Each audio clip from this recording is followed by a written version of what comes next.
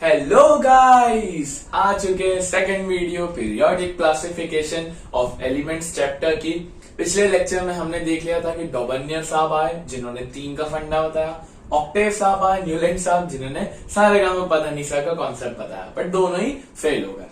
तीसरे साइंटिस्ट आते हैं मेंडलीव, जिनका जो क्लासिफिकेशन है वो इंपॉर्टेंट है एग्जाम पॉइंट ऑफ व्यू से। बाकी मैं आपको ये भी बता देता हूँ कि ये भी फेल हो जाते हैं। बट एक चीज है कि मेंडलीव के कुछ अचीवमेंट्स ऐसे थे जो आज हम मॉडर्न पीरियोडिक टेबल में यूज करते हैं। हेनरी मॉजले ने मेंडलीव से कुछ चीजें ऐसी सीखी जो मॉडर्न पीरियोडिक टेबल में आज एप्लीकेबल है। तो पहले तो ये मेंडलीव साहब का कहने का मतलब क्या था। मेंडलीव साहब ने देखा कि एक एलिमेंट का जो मास होता है वो सबसे इंपॉर्टेंट होता है, एटॉमिक मास। तो इन्होंने क्या किया, जो न्यूलैंड साहब ने किया था कि इंक्रीजिंग एटॉमिक मासेस में रखा तो इन्होंने भी वैसे ही कि इन्होंने बोला कि हम क्या करेंगे, एलिमेंट्स को इंक्रीजिंग एटॉमिक मास में रखेंगे। जैसे हाइड्रोजन का मास होता है 1, तो वो पहले आ गया। फिर जैसे नाइट्रोजन है, कार्बन है, नाइट्रोजन है और ऑक्सीजन है। कार्बन का मास होता है 12, फिर 14 और 16। तो ये इंक्रीजिंग एटॉमिक मास में इनका कहने का मतलब था। ठीक है भैया, रख भी दिया। और पहले बता रहा हूं बच्चों, इनकी जो डिस्कवरी थी वो 95% एप्लीकेबल थी। 95% ये सही कर रहे थे चीजों को, 95%। बस कुछ 2-3 चीजें ऐसी रह गई इनकी जिसकी वजह से हम आज इनका टेबल नहीं पढ़ते। और चिंता मत करिए, ये टेबल आपको कभी भी पढ़ने की जरूरत नहीं। आपको जो पढ़ना है वो मॉडर्न पीरियोडिक टेबल है। हाँ, आपको ये पता होना चाहिए कि इन साइंटिस्ट का बेस क्या था। तो इन साइंटिस्ट का बेस था इंक्रीजिंग एटॉमिक मास।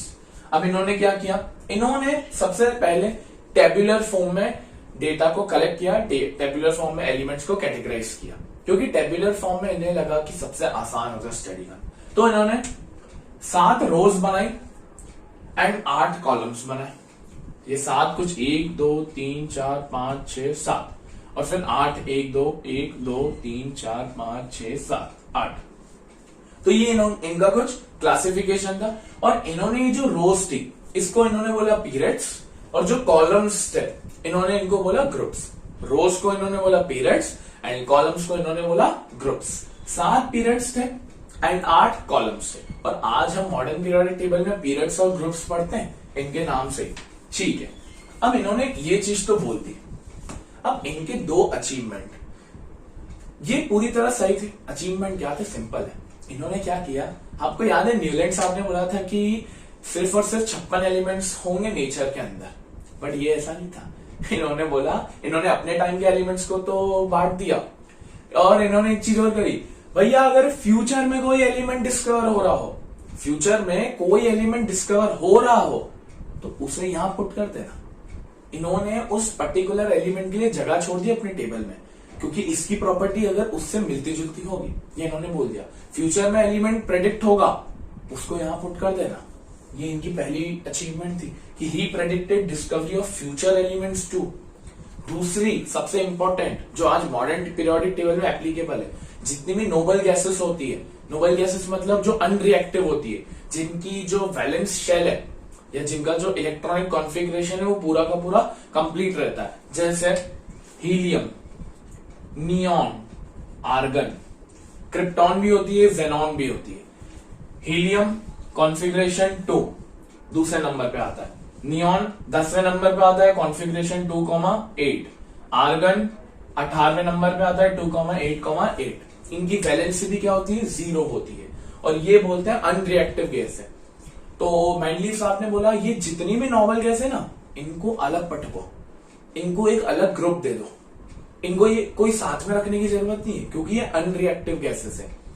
और आज मॉडर्न पीरियोडिक टेबल में आप देखोगे ना, तो ग्रुप नंबर 18 सारा का सारा नोबल गैसेस के लिए बना हुआ है, सारा का सारा। तो इस कारण से ये मेंडलीव की अचीवमेंट थी, जो मॉजले साहब ने यूज करके मॉडर्न पीरियोडिक टेबल में फॉर्म करा। तो क्या क्या 2 अचीवमेंट थी, एक तो फ्यूचर एलिमेंट्स प्रेडिक्ट कर लिए, दूसरे नोबल गैसेस को एक सेपरेट जगह दे दी, सेपरेट ग्रुप दे दी। ये था हमारा मेंडलीव का। अब सर मेंडलीव इतने अच्छे थे तो इनको खामी कहां मिली, इनकी दिक्कत कहां हुई? तो ये खामी पढ़ लेते हैं, ड्रॉबैक्स। पहला, position of isotopes could not be explain. पहले तो मैं आइसोटोप्स बता देता हूं। आइसोटोप्स वो एलिमेंट्स होते हैं जिनका जो एटॉमिक नंबर रहता है वो सेम रहता है बट जो एटॉमिक मास रहता है वो डिफर करता है। जैसे हाइड्रोजन के 3 आइसोटोप्स हैं, हाइड्रोजन का एटॉमिक नंबर 111, मास 1 2 3। प्रोटियम, डाइट्रियम और टाइट्रियम बोलते हैं हम हाइड्रोजन के आइसोटोप्स को। तो इनकी पोजीशन इन्होंने सही नहीं बताई, पहली ड्रॉबिंग। दूसरा, wrong position of hydrogen, hydrogen की पोजीशन इन्होंने गलत बताई, और हाइड्रोजन की तो मॉडर्न पीरियोडिक टेबल में भी गलती है। तीसरा सबसे इंपॉर्टेंट है, wrong order of atomic mass of some elements. इन्होंने बोला कि एटॉमिक मास को इंक्रीजिंग ऑर्डर में रखना, बट इन्होंने एक जगह पे अपना ही लॉ वायलेट कर दिया। इन्होंने क्या किया, जैसे एक का मास है 56.1 और एक का मास है 56.3, तो आप खुद ही बताइए पहले कौन आना चाहिए, 56.1 वाला आना चाहिए, बट इन्होंने पता है क्या किया, 56.3 वाला पहले लिख दिया। तो इन्होंने खुद का ही जो लॉ था, बोला था कि इंक्रीजिंग एटॉमिक मास में रखना, वो ही वायलेट कर दिया। ये थे मेंडलीव के ड्रॉबैक्स। और बच्चों एग्जाम में क्वेश्चन आता है differentiate between Mendeleev and modern periodic table, तो आपको आना चाहिए। ये था हमारा मेंडलीव पीरियोडिक लॉ। अभी तक हमने डॉबर्नियर, न्यूलैंड और मेंडलीव पढ़ लिया। मेंडलीव के अचीवमेंट्स याद रखेंगे।